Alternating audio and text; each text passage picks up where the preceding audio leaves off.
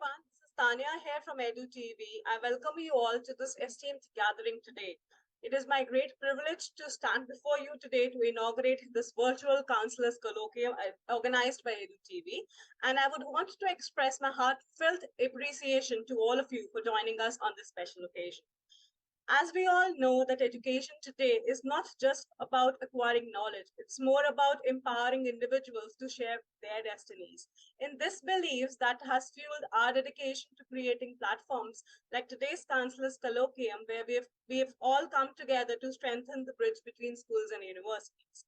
I first of all would want to welcome Professor Dr. M.M. Pant. I'm sure everybody in the education fraternity knows him, so I'm not going to take much time to introduce him. His name itself is a good introduction for him. Welcome, sir. Thank you. Right.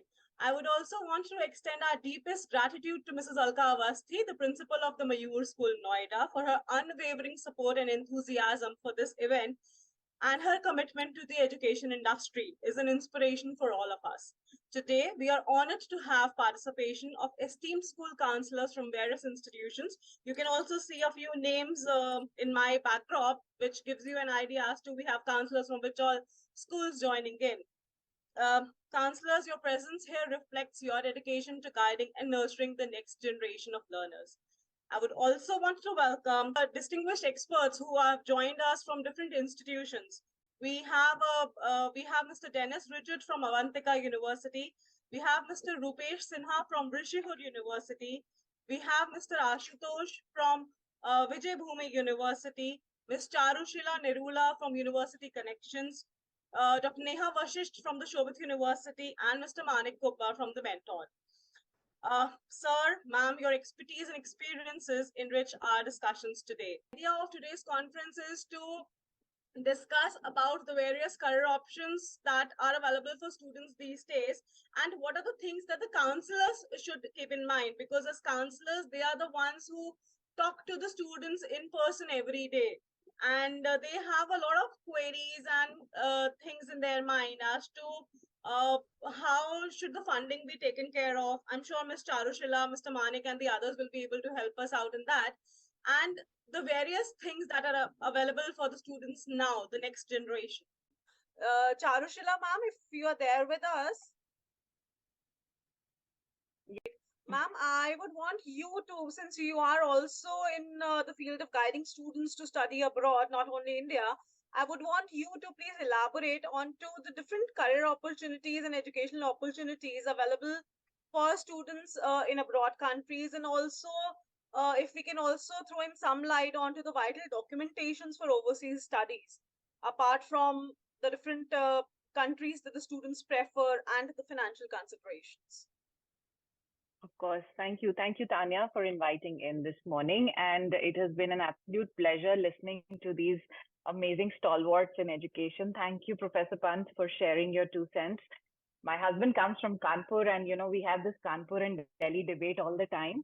And, but I think Kanpur scores so many points hands down in so many aspects. And I think professional acumen and such expertise is one of them, definitely. So I must intervene a bit. So I've taught in IIT Kanpur for about 10 years, but I was a member of the board of management of IIT Delhi for 6 years. So whenever I have to take the side of IIT Delhi, I say that is my IIT. Whenever I have to take the side of IIT Kanpur, I say that is my IIT. Okay.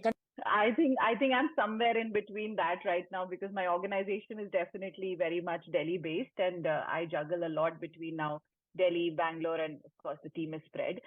But just to share 2 cents about what we do at University Connections. So we are a career planning and a college guidance organization, and we've been working in this space for close to a decade. Before this, I was the head of admissions for the London School of Economics programs, which is when I got this opportunity to work with undergrad, postgrad bound students. And at that time, 2013, it's been a decade since I started University Connection. I realized that the only choice that these students had was to go to perhaps agents who had vested interest in certain universities and were obviously not doing the right thing, essentially, to send these students to wherever.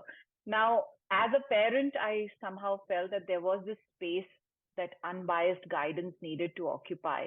And I think a lot of counselors in this room today are here because they, I think, also believe in that space, that our students, our families definitely require unbiased facilitation. And that's why we need to give them that right information early on so that they can start preparing, start doing things. I do remember early on in my career also, the idea was to sit down with families, sit down with students, make a college list, start preparing the applications and the works. But very soon you realized that this is not it. This is not what we are here for. We are not, this is not a clerical job, firstly. It's not about, filling out forms and just getting these students get into college. Because when you started reading statistics, you realize that while there is a certain percentage of students that gets into maybe even a Harvard, there is a very small percentage that actually graduates from Harvard as well. So the graduation rate at some of these universities was alarming to understand, which means that getting ready for college is almost like getting ready for life. So college preparedness skills needed to be understood, needed to be fructified, needed to be, something that needs imbibing in every school setting.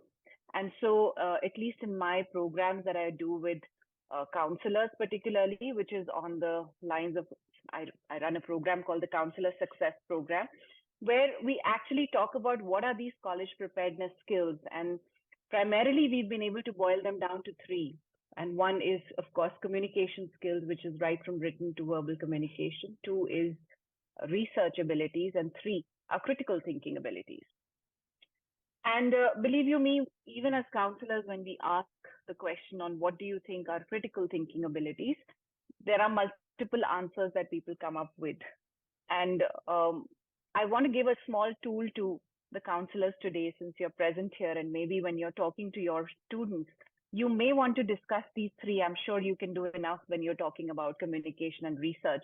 But when you're talking about critical thinking skills, at the end of the day, a good example to use is Google Maps. When you put a destination on Google Maps, it gives you 2-3 directions. It also picks one path for you.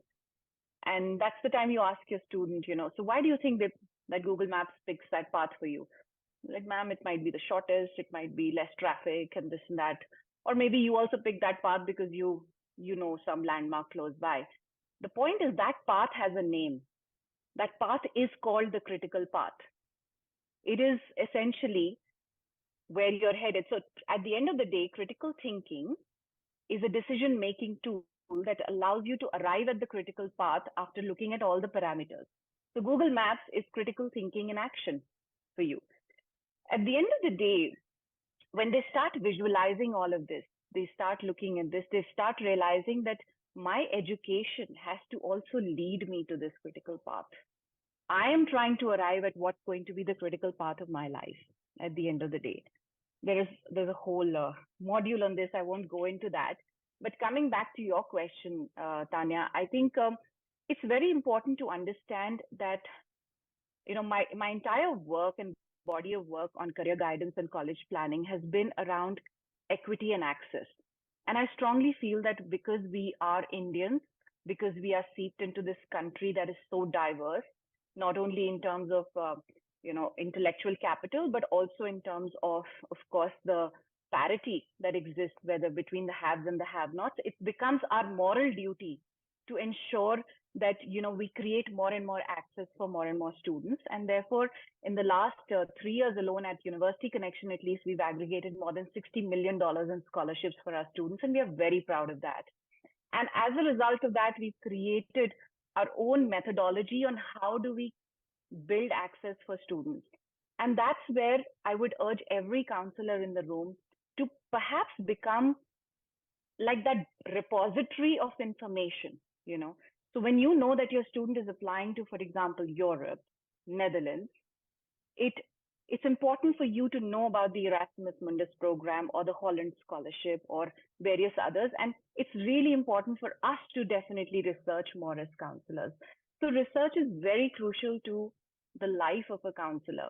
And in that sense, I would urge each one of you, if you've chosen this as a profession, it needs to become about equity and access, not only for that top student who's getting 90, 95 or whatever, but also for every other student in your cohort, I believe.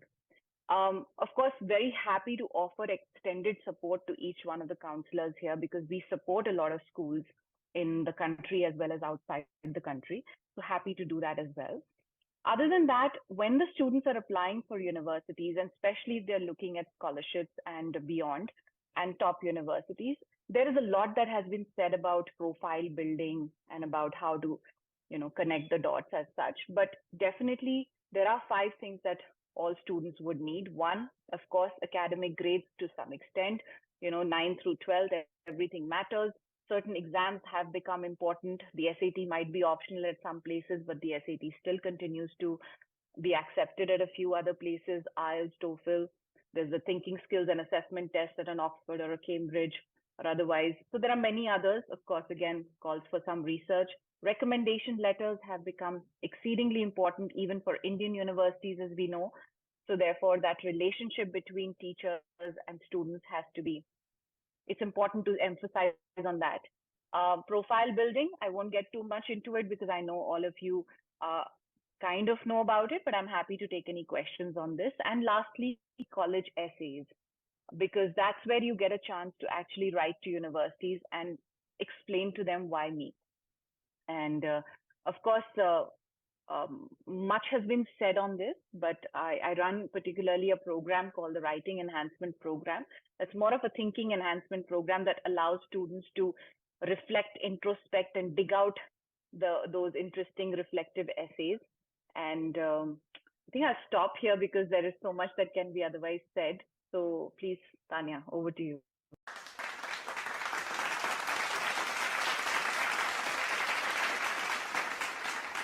Thank you so much, sir. Right. So before we conclude with the entire session, I am also excited to announce that our next Counselor Colloquium is scheduled for the 4th of October, which will focus more on the Middle East countries. So we'll have more and more counselors joining from those countries. I would request you all to please save the date, and because we look forward to continue this discussion, this dialogue onto the international scale as well. Once again, I would want to extend my warmest thanks to all of you, especially Professor Pant and the other dignitaries here, and to the school counselors for being here today. Thank you, Mr. Ashu. Thank you, Mr. Rupesh, Mr. Tripathi, Ashish Singh from Ramesh School, Miss Babita, Miss Sirisha from Bangalore, Miss Charushila, Mr. Trakshi, Miss Debishri Bose from Bangalore, Dr. Ankita, Juhi Sharma, Jyoti Dikshit, Miss Mamta, Miss Meenakshi Sarkar, Miss Navjot Chhabra, Miss Neha Sharma, Sama Adil, Miss Seema, Miss Shivani Seth, Shushti Dhyani. Thank you, Shushti ma'am. This counselors meet was initially, we were planning to do it offline at their school, at the Mayur school. But because of the International Expo, there were some restrictions in Noida. So we thought we'll do it virtually and have the counselors from other locations also join in. Thank you, Miss Tamanna. And just a very small request, you all have my numbers, my WhatsApp number. I would want a one-liner feedback from you all about this session, please, so that we can implement those inputs, those feedbacks on the next Counselors Colloquium we're planning to do on the 4th. Thank you. Thank you so much, everyone. Thank you. Thank you. Thank you. Thank you. Thank you. Thank you. Thank you, Thank Tanya. you so much. Thank you, Professor Martin. Thank you. Thank you, sir. One thing, Tanya, you've been putting a Thank lot of you, effort everyone. for this event. So, so good job. It was indeed very fruitful. Thank you, Tanya. It was quite a panel, and I really, really enjoyed chatting with them. Thank you so much, Charu ma'am. Thank you for joining in. Thank you, Tanya ma'am. It was very enriching and a lot of good feedback we have noted down regarding, and I'm very sure our children will be getting the help, and we are looking forward for more sessions. Thank you. Thank you, Thank ma'am. you so much. Thank you, Tanya ma'am. Looking forward to more such sessions. Thank you. And I'll definitely give some, requirements. I mean, you are so resourceful. I'm sure you'll be able to help us with more information. And Thanks to you for joining in. thank you. Thank you so much, Tanya ma'am. Thank you. Thank you, ma'am. Thank you. Thank you, Tanya. Thank you, Surisha. Thank you, Tanya ma'am. It was really nice, listening everyone, and we got a lot of points, especially Mr. Pant. He clarified on so many things because nowadays children are overburdened. Once they are into some courses and colleges, they have like parental pressure and the financial and all these things, and they feel very stuck in between, to and fro situation, whether I should come out of or not. So, like he clarified, the children should take everything in context of the length of the span of life. I will say it's not a 4 year or 5 year thing, and we educators and counselors should always stand by them, taking them freely. This is not the life. This is not the end. So I really love this point. Thank you so much. Thank you so much, Seema ma'am. Thank you for joining in.